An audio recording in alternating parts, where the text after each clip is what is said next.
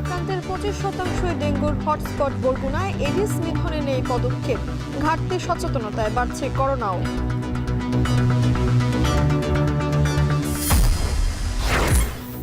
বগুড়ায় মেয়েকে বিয়ে দিতে রাজি না হয় বাবাকে হত্যার অভিযোগে স্বেচ্ছাসেবক দল নেতা বহিষ্কার। সুনামগঞ্জে জমি নিয়ে বিরোধের জেরে যুবদল নেতা নিহত। এবং চট্টগ্রাম বন্দরে পণ্য ডেলিভারির ধীর গতিতে কন্টেইনার জট। ঈদের ছুটি শেষে সব অফিস পুরোদমে চালু হওয়ায় দ্রুত পরিস্থিতির উন্নতির আশা।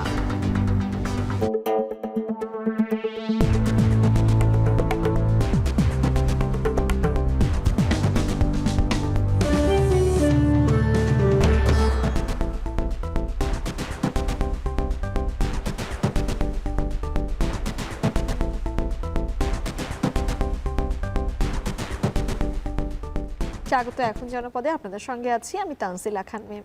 দেশে ডেঙ্গুর হটস্পট হিসেবে চিহ্নিত করা হয়েছে উপকূলীয় জেলা বরগুনা। আক্রান্তের সংখ্যা দেশের মোট রোগীর 25%। ডেঙ্গুর প্রকোপের পরও মশক নিধনে কর্তৃপক্ষের কার্যকর পদক্ষেপ নেই। এছাড়াও বর্জ্য ব্যবস্থাপনায় প্রশাসনের অবহেলা, অনিয়ম আর অসচেতনতাকে দুষছেন ভুক্তভোগীরা। বিশেষজ্ঞরা বলছেন দ্রুত পদক্ষেপ না নিলে ডেঙ্গু পরিস্থিতি নিয়ন্ত্রণের বাইরে চলে যাওয়ার শঙ্কাও রয়েছে। জিয়াদ মাহমুদের প্রতিবেদন। এবছর বর্ষা মৌসুম শুরুর আগেই ডেঙ্গু আক্রান্তের দিক থেকে শীর্ষে বরগুনা। ইতিমধ্যেই এ জেলাকে ঘোষণা করা হয়েছে ডেঙ্গুর হটস্পট হিসেবে। তবুও যেন টনক নড়ছে না প্রশাসনের। মশক নিধন কিংবা বর্জ্য ব্যবস্থাপনায় এখনও উদাসীন পৌর প্রশাসন। ডেঙ্গুর প্রাদুর্ভাব সম্পর্কে বছরের শুরুতেই বিশেষজ্ঞরা সতর্ক করলেও প্রশাসন গ্রাম কিংবা শহরের অপরিকল্পিত ড্রেনেজ ব্যবস্থা, জলাবদ্ধতা নিরসন ও এডিস মশার বংশবিস্তার রোধে তেমন উদ্যোগ নেয়নি অভিযোগ স্থানীয়দের। পাশাপাশি প্রাদুর্ভাব শুরুর পরও প্রশাসনের নীরবতায় ক্ষুব্ধ স্থানীয়রা। ঔষধ ছিটাচ্ছে না, শুধু কেরাসিন ছিটাচ্ছে। আমরা যে গন্ধ পাই স্বাভাবিক অবস্থায়, টোটাল শহরটা অপরিষ্কারচ্ছন্ন। ডেঙ্গুর প্রভাবটা বেশি বাড়ার কারণটাই হলো যে এই যে ময়লা আবর্জনা, বর্জ্য ব্যবস্থাপনাটা যে ভালোভাবে পয় নিষ্কাশনটা হচ্ছে না। মশার ওষুধ এবছর দেখি নাই, মাঝে সাঝে দু এক জায়গায় দিছিলে, হ্যাঁ খুব কম। এদিকে ডেঙ্গুর ভয়াবহতার পরও তেমন সচেতনতা নেই স্থানীয়দের মাঝে। হাসপাতাল ঘুরে দেখা যায় প্রতি রোগীর সাথেই ভিড় করছেন 4 থেকে 5 জন স্বজন। রোগীর স্বজনদের ভিড়ে ব্যাহত হচ্ছে চিকিৎসা কার্যক্রম, ছড়াচ্ছে মশাবাহিত রোগটির জীবাণু। ডেঙ্গু আক্রান্ত হলে আপনি দেখবেন ওই যে বাড়িতেই 500 টাকা বা 600 টাকায় তার বাড়ির আঙিনে পরিষ্কার করতে পারতো, তারাই কিন্তু 50,000 60,000 টাকা চিকিৎসা ব্যয় হচ্ছে তাদের। এই যে মানুষের সচেতনতার অভাব, এই অভাবের কারণেই আসলে ডেঙ্গু আজকে বরগুনায় মহামারী আকার ধারণ করেছে। এদিকে জরুরি পরিস্থিতি সামাল দিতে স্বাস্থ্য বিভাগের তৎপরতায় জেলায় জরুরি ভিত্তিতে 10 জন চিকিৎসক ও 10 জন নার্স পদায়ন করা হয়েছে। ডেঙ্গু আক্রান্তদের সেবায় সর্বোচ্চ চেষ্টা ও বর্জ্য অপসারণ সহ মশক নিধনে পদক্ষেপের কথা জানান সিভিল সার্জন ও জেলা প্রশাসক। আমাদের যে শয্যা সংখ্যা তার থেকে প্রায় 4 থেকে 5 গুণ ডেঙ্গি রোগী এখানে ভর্তি। তো সেটা গত 2-3 মাস আগে থেকে আমাদের এই প্রাদুর্ভাব। তো ডেঙ্গির আমাদের বরগুনা একটা ব্রেকআউট হয়ে গিয়েছে। আমাদের কাছে মনে হয়েছে যে এডিস মশার বংশবৃদ্ধিটা আমরা প্রতিরোধ করতে পারি না আশানুরূপভাবে, এর ফলশ্রুতিতে আজকে এত রোগী। প্রতি বছরে এই বরগুনায় ডেঙ্গুর প্রাদুর্ভাবটা একটু বেশি থাকে। এই বছরও তার আসলে বিকল্প কিছু ঘটেনি। তা আমরা চেষ্টা করছি, আমরা সকলে মিলে চেষ্টা করছি, আমাদের গভর্নমেন্টও যথেষ্ট পরিমাণ চেষ্টা করছে। আমরা সকলের প্রচেষ্টা, আমরা আশা করি আমরা এটাকে একটা স্বনির্ভর নিয়ে আসতে পারবো।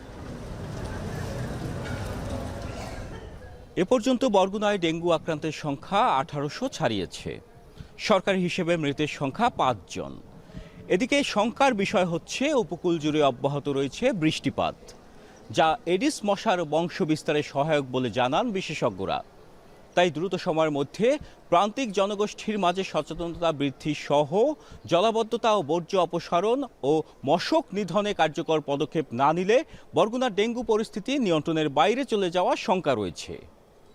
জিয়াদ মাহমুদ, এখন বরগুনা। রোববার দুপুর পর্যন্ত গেল 24 ঘন্টায় চট্টগ্রামে আরও 9 জন করোনা আক্রান্ত হয়েছেন। এর মধ্যে নগরীতে শনাক্ত হয়েছেন 8 জন। বেলা 2টায় চট্টগ্রাম জেলা সিভিল সার্জন কার্যালয় ফেসবুক পেজ থেকে এ তথ্য জানানো হয়। এ নিয়ে জেলায় মোট 18 জন করোনা আক্রান্তের বিষয় নিশ্চিত করেছে স্বাস্থ্য বিভাগ। বর্তমানে সরকারি পর্যায়ে চট্টগ্রাম মেডিকেল কলেজ RT-PCR ল্যাবে করোনা পরীক্ষা করা হচ্ছে, কিন্তু সরকারি হাসপাতালগুলোতে কিটের কিছুটা সংকট রয়েছে। তবে বেসরকারি পর্যায়ে কিটের সংকট নেই বলে জানায় জেলা সিভিল সার্জন অফিস।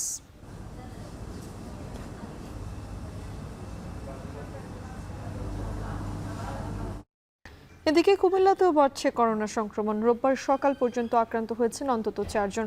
তবে জেলায় এখন পর্যন্ত করোনা শনাক্ত ও চিকিৎসায় তেমন কোনো প্রস্তুতি নেয়নি স্বাস্থ্য বিভাগ। কিট সংকটে উপসর্গ নিয়ে আসলেও শনাক্ত করা যাচ্ছে না। আক্রান্তদের চিকিৎসায়ও রয়েছে উদাসীনতার অভিযোগ। এমন জেলা জুড়ে ছড়িয়েছে করোনার আতঙ্ক। মাসুদ আলমের প্রতিবেদন। আবারও চোখ রাঙাচ্ছে করোনা ভাইরাস। এরই মধ্যে দেশের বিভিন্ন স্থান থেকে পাওয়া যাচ্ছে সংক্রমণ ও মৃত্যুর খবর।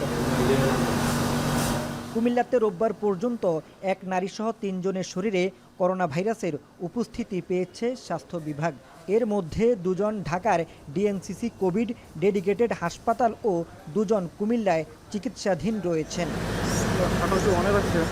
করোনা সংক্রমণের খবরে জেলা জুড়ে আতঙ্ক ছড়ালেও তেমন কোনো প্রস্তুতি নেই স্বাস্থ্য বিভাগের। কিট সংকটে ব্যাহত হচ্ছে উপসর্গ নিয়ে আসাদের নমুনা পরীক্ষা।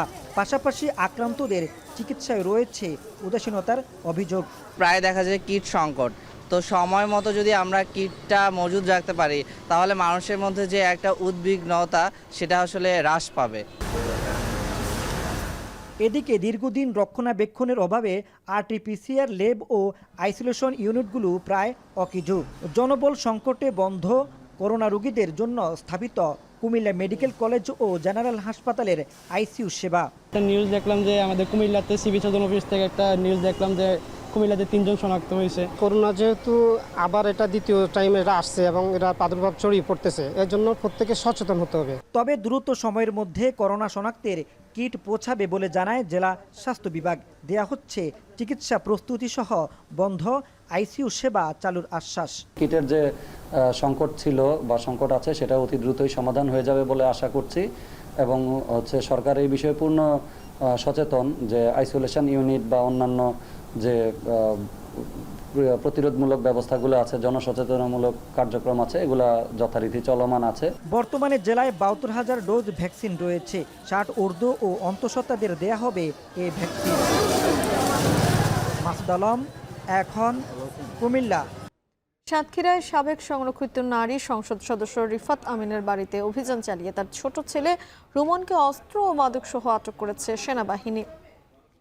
দুপুরে শহরের শহীদ আব্দুর রাজ্জাক পার্ক সংলগ্ন এলাকায় অভিযান চালিয়ে তাকে আটক করা হয়। সেনাবাহিনী জানায়, গোপন সংবাদের ভিত্তিতে অভিযান চালিয়ে রুমনের কক্ষ থেকে বিদেশি অস্ত্র, ইয়াবা ও মাদক সেবনের বিভিন্ন সরঞ্জাম জব্দ করা হয়েছে। অভিযানের সময় সাবেক MP পুত্র মাদকাসক্ত ছিলেন বলেও জানানো হয়।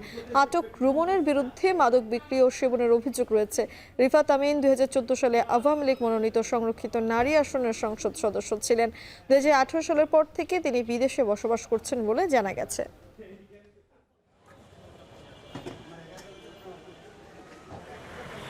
বগুড়ায় মেয়েকে বিয়ে দিতে রাজি না হওয়ায় বাবাকে তুলে নিয়ে পিটিয়ে হত্যার ঘটনায় 2 জনকে গ্রেপ্তার করেছে পুলিশ। শনিবার সন্ধ্যায় জেলার বিভিন্ন স্থানে অভিযান চালিয়ে তাদের আটক করা হয়। এর আগে শনিবার রাতে এই ঘটনায় সদর থানায় মামলা করে নিহতের পরিবার। পুলিশ জানায়, কিছুদিন আগে শিববাটি এলাকায় বাসিন্দা মোহাম্মদ শাকিলের মেয়েকে বিয়ের প্রস্তাব দেয় স্থানীয় স্বেচ্ছাসেবক দলের নেতা জিতু। তবে রাজি না হওয়ায় শনিবার দুপুরে শাকিলকে করতোয়া নদীর ঘাটে তুলে নিয়ে মারধর করে ফেলে রেখে যায় জিতুর সমর্থকরা। পরে স্থানীয়রা তাকে উদ্ধার করে হাসপাতালে দিলে চিকিৎসক তাকে মৃত ঘোষণা করেন।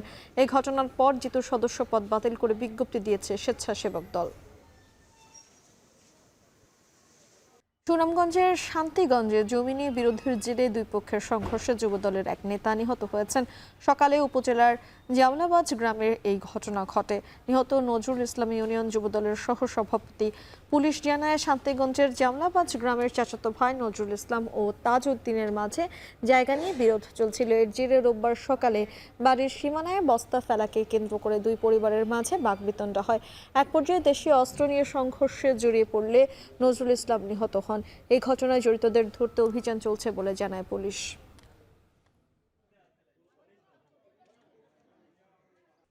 গাজীপুরের কালিয়াকৈর উপজেলা বিএনপির আহ্বায়ক কমিটি বাতিলের দাবিতে বিক্ষোভ ও দুপক্ষের মধ্যে ধাওয়া পাল্টা ধাওয়ার ঘটনা ঘটেছে। রোববার সকাল 10টার দিকে উপজেলার সাহেব বাজার এলাকায় এই ঘটনা ঘটে। পরিস্থিতি নিয়ন্ত্রণে কয়েক রাউন্ড টিয়ার শেল নিক্ষেপ করে পুলিশ। পুলিশ জানায়, সম্প্রতি জেলার 8টি ইউনিটের কমিটি বাতিল করে গাজীপুর জেলা বিএনপি। এরপর গতকাল সন্ধ্যায় কালিয়াকৈর উপজেলা ও পৌরসভার কমিটি ঘোষণা করা হয়। এতে কালিয়াকৈর উপজেলা বিএনপির আহ্বায়ক কমিটি বাতিলের দাবিতে সকাল থেকে বিক্ষোভ মিছিলে নামের পারভেজ আহমেদের অনুসারীরা। এ সময় নতুন কমিটির পক্ষে আরেকটি মিছিল বের হলে উভয়ের মধ্যে ধাওয়া পাল্টা ধাওয়ার ঘটনা ঘটে। পরিস্থিতি নিয়ন্ত্রণে আনতে পুলিশ কয়েক রাউন্ড টিয়ার শেল নিক্ষেপ করেছে। পরে সেনাবাহিনী সহ আইন শৃঙ্খলা বাহিনীর বিপুল সংখ্যক সদস্য সতর্ক অবস্থান নেয়।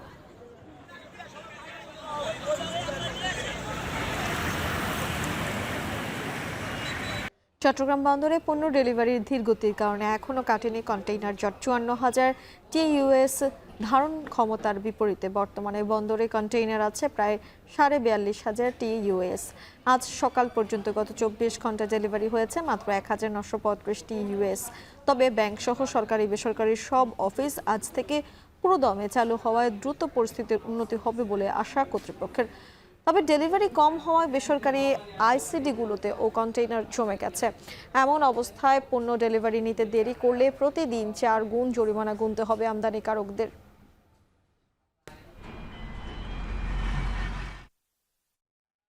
নোয়াখালীর হাতিয়ায় চাঁদা না দিলে মাছ বেচাকেনা ও ঘাট বন্ধের হুমকির প্রতিবাদ এবং নিরাপদ ব্যবসা কেন্দ্রের দাবিতে মানববন্ধন অনুষ্ঠিত।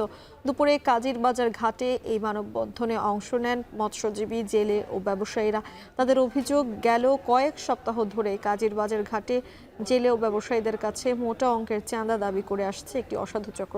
চাঁদা না দিলে নদীতে মাছ ধরা ও ঘাট বন্ধ করে দেওয়ার হুমকি দেওয়া হয়। এছাড়া ঘাট এলাকায় সংস্কারের নামে জেলেদের মাছ শিকারের সরঞ্জাম রাখা বন্ধ করে দেয়ায় বিপাকে পড়েছেন কয়েক হাজার জেলে। তারা আরও অভিযোগ করেন, দীর্ঘদিন ধরে হাতিয়ার বিভিন্ন ঘাট থেকে চাঁদা আদায় করা হলেও 5 আগস্টের পর সেই পরিমাণ আরও বেড়ে যায়।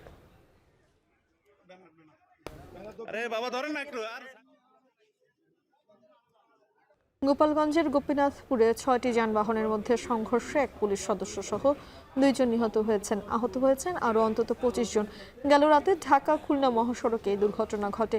এ সময় মহাসড়কে যান চলাচল বন্ধ হয়ে যায়। পরে পুলিশ, সেনাবাহিনী ও ফায়ার সার্ভিসের সদস্যরা দুর্ঘটনা কবলিত যানবাহন সরিয়ে নিলে প্রায় 2 ঘন্টা পর যান চলাচল স্বাভাবিক হয়। স্থানীয়রা জানান, গভীর রাতে ঢাকা থেকে খুলনাগামী আরমান পরিবহন গোপীনাথপুর এলাকায় একটি ট্রাককে পেছন থেকে ধাক্কা দেয়।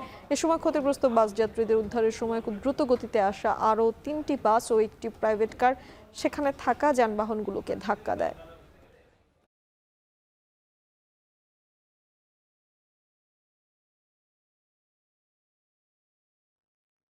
শেরপুরে বাস চাপায় সাবেক এক সেনা সদস্য নিহত হয়েছেন।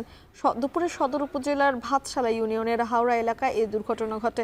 পরে বিক্ষুব্ধ জনতা দুর্ঘটনা কবলিত বাসে আগুন দিয়ে বিক্ষোভ করে। এতে ঢাকা শেরপুর সড়কে প্রায় 1 কিলোমিটার যানজটের সৃষ্টি হয়। পরে খবর পেয়ে ফায়ার সার্ভিস, পুলিশ ও সেনা সদস্যরা পরিস্থিতি নিয়ন্ত্রণে আনলে প্রায় আধা ঘন্টা পর যান চলাচল স্বাভাবিক হয়। স্থানীয়রা জানান, সাবেক সেনা সদস্য মজনু মিয়া মোটরসাইকেলে করে শেরপুর শহর থেকে ভাতশালার হাওড়া এলাকায় যাওয়ার ফলে পেছন থেকে সামনে ডিলাক্স নামে একটি বাস তাদেরকে চাপা দেয়। এতে ঘটনাস্থলেই তার মৃত্যু হয়।